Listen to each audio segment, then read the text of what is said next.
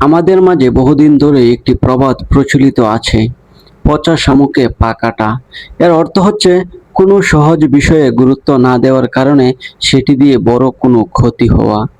2026 বিশ্বকাপের নকআউট পর্বে এমন এক অঘটনের অপেক্ষায় রয়েছে পুরো ফুটবল বিশ্ব, যেখানে এই প্রবাদ বাক্যটি হয়তো সত্যি হলেও হতে পারে।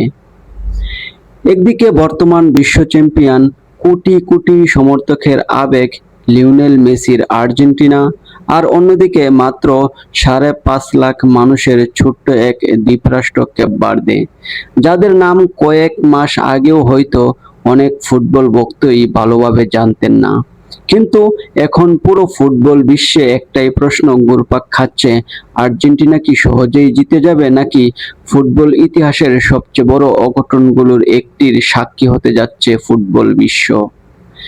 আজকের ভিডিওতে আমরা বিশ্লেষণ করব কেপ বার্দে কেন এত ভয়ঙ্কর প্রতিপক্ষ হয়ে উঠছে, আর্জেন্টিনার শক্তি ও দুর্বলতা কোথায়, দুই দলের সম্ভাব্য কৌশল কি হতে পারে। ফুটবলে মাঝে মাঝে এমন কিছু গল্প তৈরি হয় যা সিনেমার গল্পকেও হার মানায়। কেপ বার্দের এবারের বিশ্বকাপ যাত্রা ঠিক তেমনি একটি গল্প।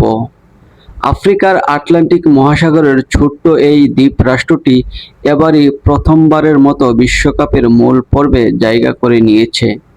আর প্রথমবার এসেই তারা এমন এক কীর্তি গড়েছে যা অনেক বড় বড় ফুটবল পরাশক্তিও করতে পারেনি। একটি দল যারা প্রথমবার বিশ্বকাপ খেলছে, গ্রুপ পর্বে যারা অপরাজিত থেকেছে, যারা স্পেনের মতো সাবেক বিশ্ব চ্যাম্পিয়নকে গোলশূন্য ড্র করিয়েছে, উরুগুয়ের মতো শক্তিশালী দলকে আটকে দিয়েছে, এমনকি প্রতিটি ম্যাচেই দেখিয়েছে অসাধারণ শৃঙ্খলাবদ্ধ ফুটবল। তাদের সবচেয়ে বড় শক্তি কি জানেন?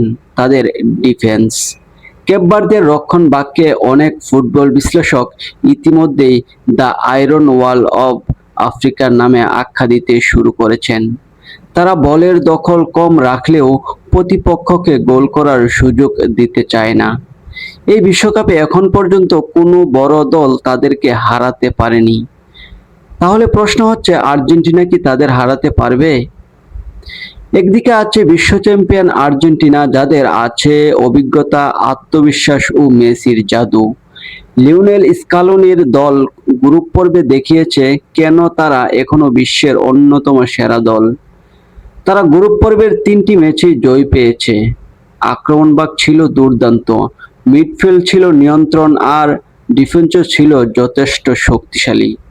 অধিনায়ক লিওনেল মেসি এখনো তাদের দলের সবচেয়ে বড় অনুপ্রেরণা।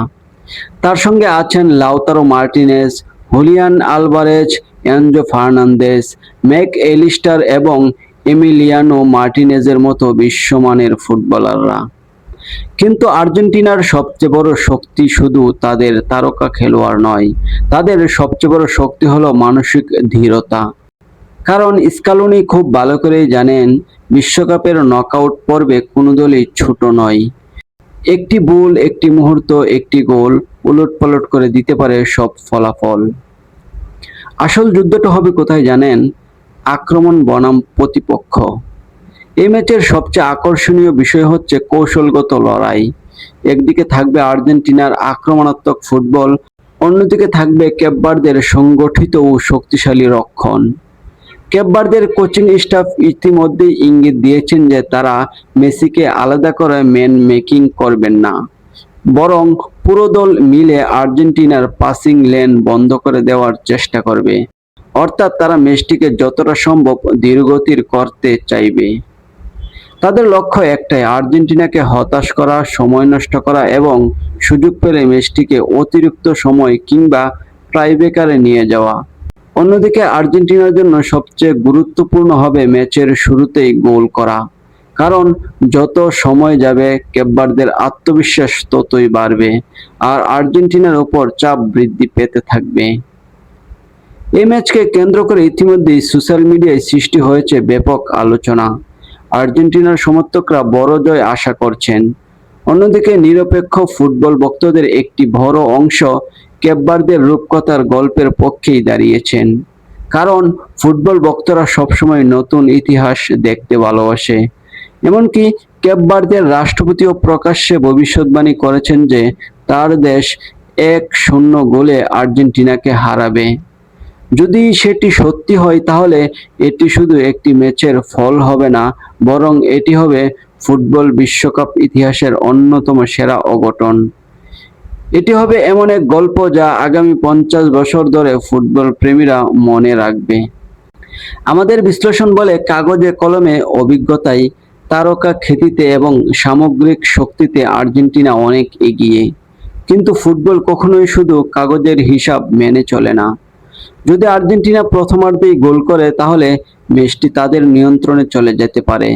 কিন্তু যদি কেপ ভার্দে প্রথম 60 মিনিট গোল না খেয়ে টিকে থাকতে পারে তাহলে ম্যাচের চিত্র সম্পূর্ণ পাল্টে যেতে পারে।